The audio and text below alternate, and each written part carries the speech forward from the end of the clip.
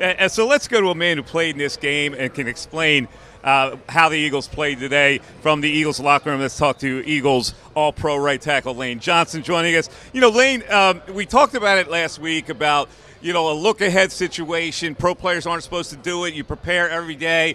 But sure, that the people that are looking at this game, Eagle fans, are going to go, well, they kind of took this team lightly. They're a superior team. They let them hang around. What are your views on that, on how this game was played? It goes down to execution. I feel like we, gave them a lot of opportunities to succeed. We turned the ball over. Just a really sloppy game, but really proud of how our guys battled and persevered, through some adversity. But, definitely wasn't our best performance. Hey, Lane, you guys had 195 yards of offense in the first half, but only 10 points.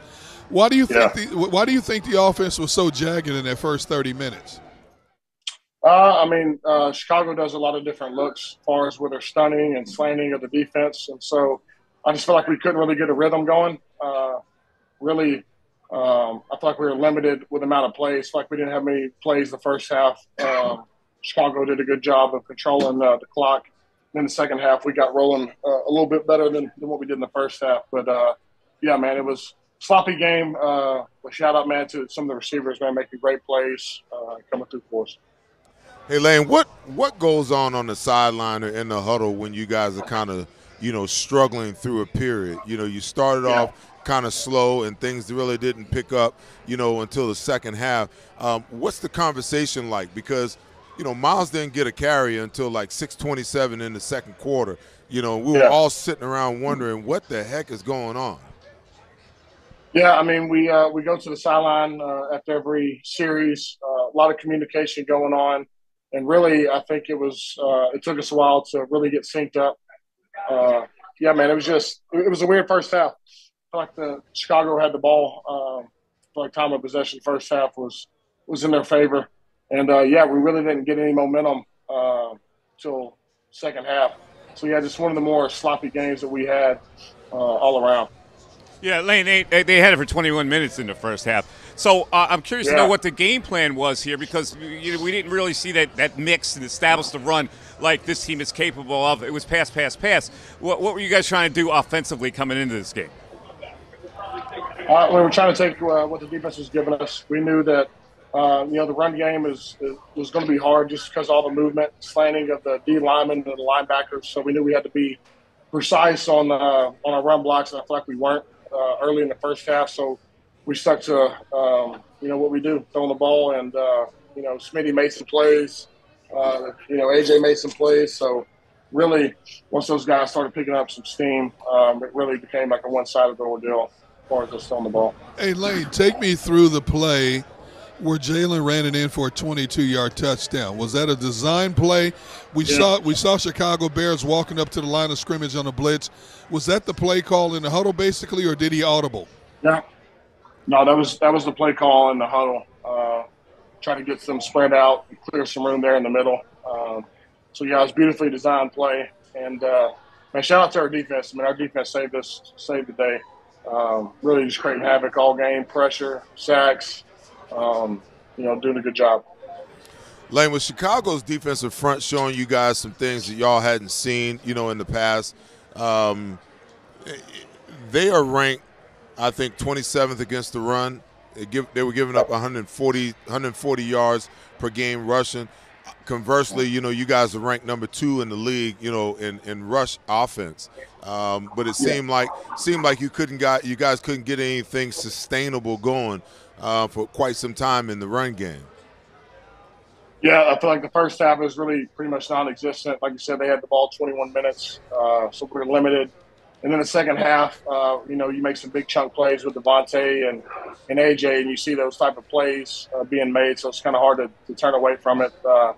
When we needed to make some plays in the run game towards the second half and seal the game, we did. It was really just a sloppy game all around. It's hard to put into context without watching the film and everything, but we just really lacked execution, and defense really bailed us out whenever we needed them.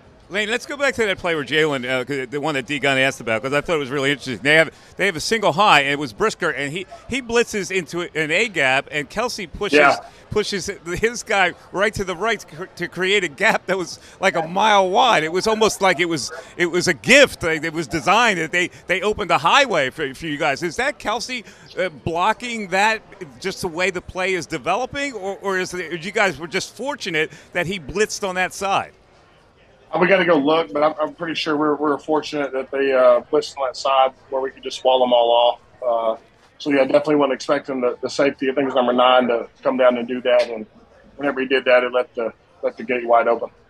Hey, Lane, there's a difference between Midwest cold and East Coast cold. I know the temperature was, 19 degrees in Chicago. How cold was it, man? If you'd have been out there, your head would have been frozen like mine. Had nothing to protect it. I left my beanie in the locker, so I was just out there cold. So, yeah, man, that wind is no joke. They're saying it's going to be colder here next week. So I don't know how these Chicago guys do it. Lane, I'm going to let you go warm up, man, because I know what it's like to play in that stadium and what that wind is like in January. So I can imagine what it's like right now, man. Congrats on the win. Thanks, yeah, and listen, Lane, we got to mention what's up next week. There was a big roar here as the Cowboys lose to the Jacksonville Jaguars, and I don't know if that makes them more determined in that game next week, but it's a big game, and I know you guys said you weren't looking ahead, but here it is now. What do you think? Yeah, man. I mean, they have a great defense. Micah Parsons, DeMarcus Lawrence. Guys all across the board. Sam Williams. So really, as far as the front, the most productive pass rush unit in the NFL. So we got to be at our best. Always a big game between us, division opponent, and yeah, man, it's the most important game because it's the next one. All right. Anything else? Hey, Lane, how long? Because it's a short week, and it's now Dallas week. I always talk about how coaches after a win will tell the players, let's enjoy this for 24 hours, and then we move on to the next opponent. I said you guys would enjoy this one for about 24 minutes and then start putting the onus on the Dallas Cowboys. Is that an accurate assessment? Yeah, I mean, on this flight back, there's going to be guys on the iPads getting ready, coaches game planning, short week, so a lot of work's going to be done tonight. So we'll enjoy the flight back home where it's a little bit warmer, and then we'll get back to it. Yeah. All right, Lane, happy Christmas Eve. We'll see you then. And have a great week of practice. And this is what people live for in this town, Eagles and Dallas Cowboys. So what do you guys think? Thanks, Lane. We appreciate it. Yeah, thank y'all. All right, so let's talk a little about that before we get to our break. They lost today. What does it mean to you that they lost this game, Seth? For the Eagles? Yes. Does it give them an advantage or a disadvantage, or nothing at all? Well, listen, the fact that they've lost it, it's going to heighten the situation even more than it is because the Eagles are almost – well, they're certainly a lock now, in my opinion, to not only win the division but lock up, the first-round bye. So now you got Dallas that's just scrambling, trying to figure out, how they can get in the best position possible, which almost certainly is going to leave them in a position where, they're 5 or 6, which means which is really not where they really want to be, The prime spots is, for the 4th division is to win the division.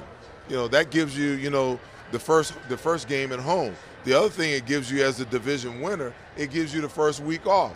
Well, guess what? They're in a position where that's off the table now. D, 3rd game in a row on the road. Dallas loses. They go there. You've covered a lot of games. Any effect at all? Those factors. Well, basically, if they beat Dallas, they wrap it up, basically. Right now they sit with a 3-game lead over Dallas with 3 games in play. I guarantee you Sirianni is going to emphasize all week long, if we win this game on Saturday, division's done, and the probability of the number 1 seed. Now, the number 1 seed should be taken care of as well next week because then you only have 2 games left to play. And the only tiebreaker with Minnesota. So if they take care of business down in Dallas, you always talk about how difficult it is to win 3 consecutive games on the road. Well, they've done that. They've gotten to that point. Now they put themselves in a position to go down there and shut up a lot of Dallas Cowboy fans, shut up the Cowboys who have been talking smack, about I can't wait for the rematch. And now they can focus on, I believe if they wrap up the division and the number 1 seed next week, I think they're going to start resting some players. That's what I think. So the motivation is definitely there for them to go down there and bust them up. All right, let's take a break. It is the Pine Lehocky Eagles postgame show with the crew. Devan Kaney is going to join us with the Diamond Debate. Stick around. Hi, everybody. My name's Jason Lombardi. I'm an inspector at DryTech. At DryTech, we offer 3 major services. The first one being basement waterproofing. The second service we offer is foundation and structural repairs. And then the third service that we offer is mold remediation. If you feel you are having a waterproofing issue, give DryTech a call or check us out online.